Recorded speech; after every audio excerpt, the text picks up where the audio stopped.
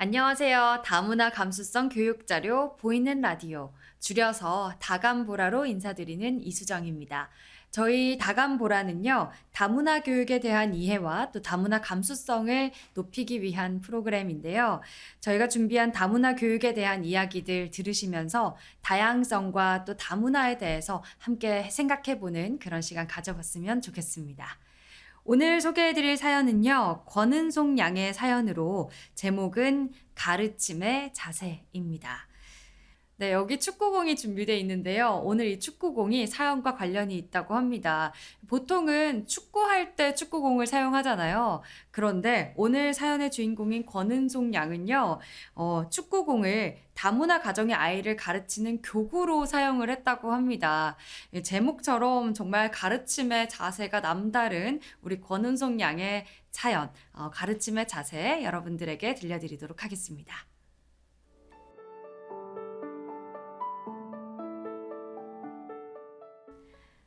나는 2020년부터 다문화 봉사활동을 시작했다.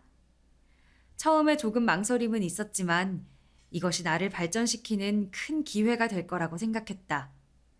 그리고 결심을 하고 나니 누군가를 체계적으로 가르치는 활동을 하는 건 처음이라 부푼 기대감을 가지고 멘토링에 임하게 됐다. 어릴 적 살았던 지역에 다문화 가정인 이웃이 무척 많았다. 당시 영어 학원 선생님이셨던 어머니의 영향으로 다문화 가족과도 많은 교류가 있었다. 그 덕분인지 다문화 가정이라고 해서 우리와 다를 것이라고 생각하진 않았다. 하지만 다문화 교육 봉사활동을 시작하고 얼마 지나지 않아 나는 몇 차례 나 자신에게 실망하고 말았다. 한참 학생에게 수학을 설명하는데 학생이 계속해서 같은 내용을 어려워했다. 처음이니까 어려울 수 있다고 생각하며 차근차근 진행하자 다행히 잘 이해하는 것 같았다.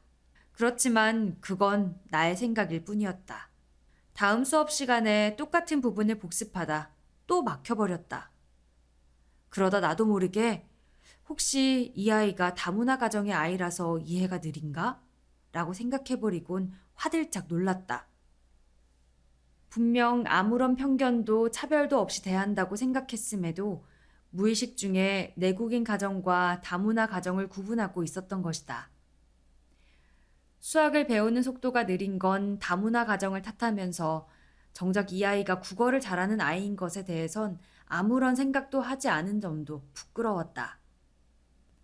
어쩌면 나와 같은 사람들 때문에 다문화 가정이나 다른 사회적 약자가 차별받는 것일지도 모른다는 그런 생각을 했다. 그들이 잘하는 것에 대해선 그냥 넘어가도 작은 실수에는 편협한 색안경을 쓰고 그럴 줄 알았다 이런 식으로 일관하는 것이다.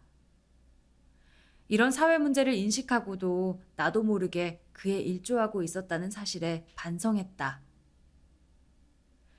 나는 누군가를 가르치는 일을 별로 좋아하진 않았다. 처음으로 누군가를 가르친 것은 초등학생 동생의 수학 숙제였다. 당연하게도 동생은 내 말을 잘 듣지 않았다. 내가 조금 더 동생의 눈높이에 맞춰 설명하고 동생이 나를 스승으로 인정하며 귀 기울여 들었다면 올바르게 수업을 이어나갔을지도 모른다. 배움은 가르치는 사람의 배려와 가르침 받는 사람의 경청이 맞아 떨어져야만 이루어지는 것 같다. 다행히 내가 가르치는 학생은 경청의 태도가 충분했고 봉사활동이라는 명목이긴 했으나 나도 책임을 다하기 위해 노력하다 보니 수업하는 게 즐거웠다. 내 말을 잘 듣고 이해해주는 학생이라서 하나라도 더 가르쳐주고 싶은 마음과 학생도 함께 재밌어하는 수업을 진행하고 싶은 욕심이 생겼다. 한 번은 코로나19로 인해 화상 수업으로 수업을 진행한 적이 있었는데 나는 수업 내용을 학생이 좋아하는 것과 연관 지으려 노력했다. 학생이 축구를 좋아한다는 말에 축구공에 그려진 다각형을 알아보는 등 학생이 최대한 시각적으로 참여할 수 있는 수업을 위해 많은 준비를 했다. 마침 가르치는 학생과 막내 동생의 나이가 얼마 차이 나지 않아서 동생에게 많은 조언을 얻었다. 공부할 때 어떤 부분이 어려웠는지, 선생님께서 어떻게 설명해 주셨는지, 또 좋았던 수업이 무엇인지 등 오히려 내가 동생에게 배웠다. 8살이나 차이 나는 동생이라 은연중에 어린애로만 봤는데 동생의 이야기를 들으며 자신만의 분명한 세계가 있다는 것에 놀랐고 내가 가르치는 학생도 다르지 않을 거란 생각이 들었다. 단순히 어린아이가 아니라 하나의 인격체로서 학생을 존중해주기로 마음먹고 많은 고민을 했다. 나름대로 연구한 것을 토대로 수업 내내 최대한 많은 칭찬을 해줬다. 스스로 고민할 수 있는 시간을 넉넉히 주고 혹시나 잘못된 답을 말하면 그럴 수 있다는 것을 어필하며 격려했다. 그러자 학생의 태도가 눈에 띄게 적극적으로 변했다. 첫 만남 때만 해도 모든 문제에 낯설어하며 답을 하기 어려워했었다. 그러나 칭찬을 시작하자 본인도 모르는 사이 조금씩 자신감 있는 모습을 보였고 틀리더라도 계속 참여하려는 모습에 나도 재밌게 수업할 수 있었고 학생의 실력도 빠르게 발전했다. 칭찬은 칭찬을 받는 사람을 성장시키지만 칭찬을 하는 나에게도 많은 이점이 있었다. 가르치는 아이에게 해줄 칭찬을 찾으려다 보니 학생의 좋은 점을 찾기 위해 유심히 지켜봤고 관찰하는 과정에서 학생이 바라는 바도 알게 됐다. 또한 관계 증진에도 큰 도움이 됐다. 칭찬받는 사람과 하는 사람 모두 서로를 보다 긍정적으로 바라볼 수 있게 되는 것 같았다.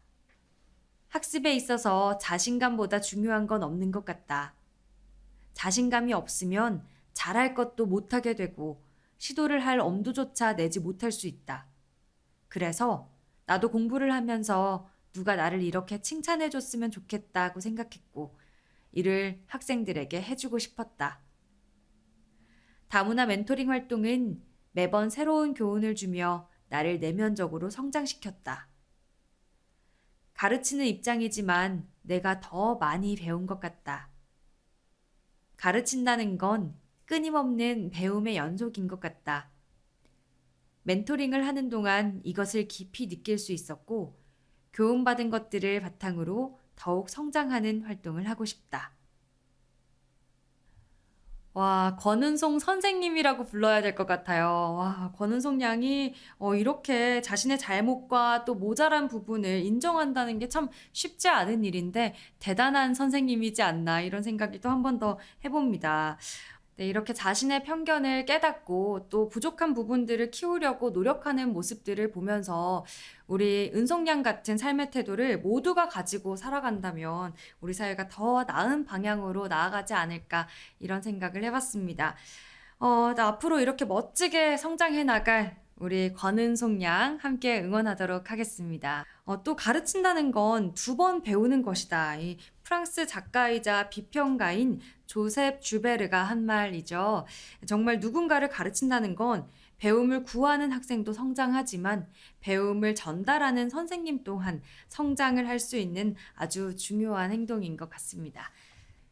저희 다감보라는 다음 시간에 또 다문화 교육 사례를 가지고 여러분들 앞에 찾아뵙도록 하겠습니다. 저는 진행의 아나운서 이수정이었습니다. 고맙습니다.